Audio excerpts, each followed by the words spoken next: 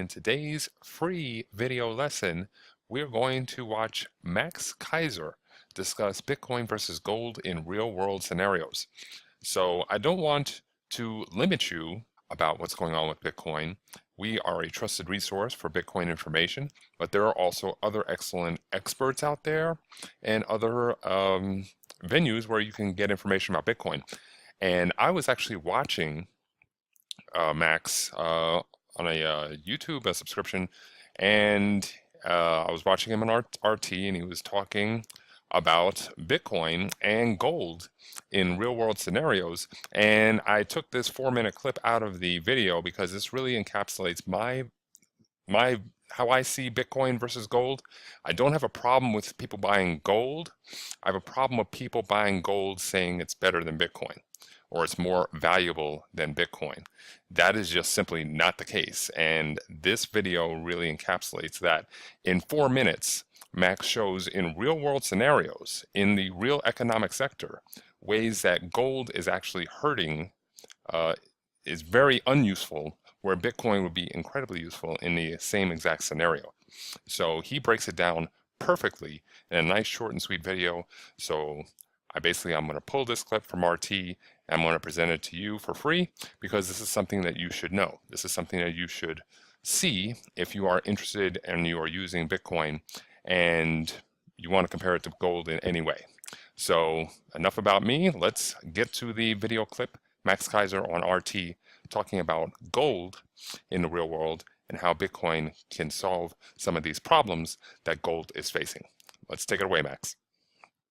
It's a story that shows you the oldest money versus the newest money. German central bank completes move of 24 billion euros worth of gold. Germany's central bank has completed its plan to shift 54,000 gold bars from vaults in New York and Paris to beneath its Frankfurt headquarters without a major glitch. You and I, of course, were at their Frankfurt headquarters, and that was in March of 2018. And 2018 is next year. Yes, we arrived from the future, and we're heading your way. Hide the children and buy more crypto. March of 2008, the beginning of the financial crisis. That weekend that Bear Stearns collapsed, JP Morgan took it over. We were there at the Bundesbank in Frankfurt. The Federal Reserve Bank of America had cut interest rates by 75 basis points on the Sunday night. I think it was March 18th.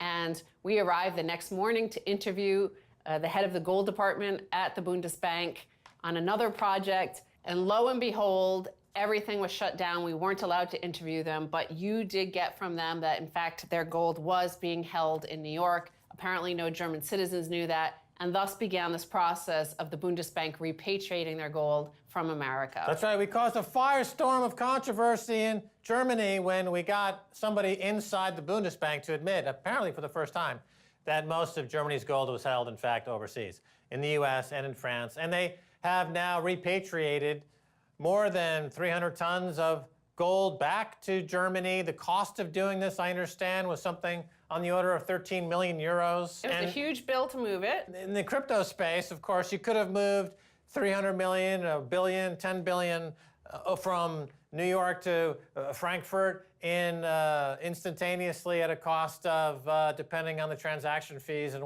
what lunatic is responsible for hashing power this minute, maybe 20 bucks? Let's go back to the numbers because it's actually 574 tons that they moved. The Bundesbank, one of the biggest holders of gold in the world, moved 674 tons, even more, from the vaults of the Federal Reserve Bank of New York and Banque de France, the French central bank, over the past 4 years in one of the biggest operations of its type. Each of the 53,780 bars weighs 12.5 kilos and is worth 440,000 euros. In total, the haul is worth 23.7 billion euros. So 674 tons. It took 4 years to do. Of course, that would take a fraction of a second to get across the world if it were in Bitcoin. Now, of course, with Bitcoin also, Bitcoin is trustless. So you don't need to have all sorts of middlemen to determine whether or not this is real. Well, in fact, you have hundreds of millions of people who are the middlemen determining instantly that this is a legitimate, true transaction.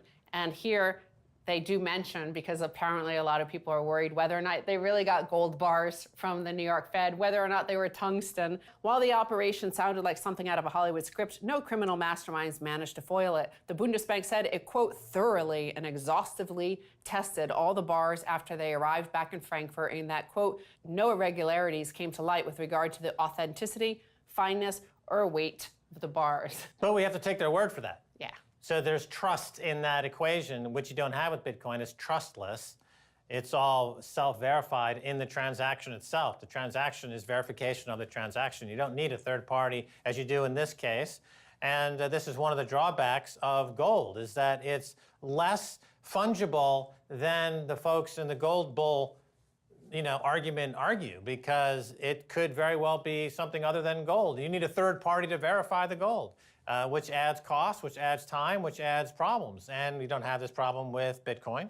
So the Aristotelian four conditions that apply to money, fungibility, portability, scarcity, and desirability, fit Bitcoin without a hitch, not so much with gold. Of course, there was a transaction in Bitcoin via satellite. You can't transmit gold into outer space, but you can transmit Bitcoin. And you argue you could take it into the afterlife as well. Yes, Bitcoin can be taken into the afterlife. That's a lot of people from the future are now arriving in the present, like Elon Musk.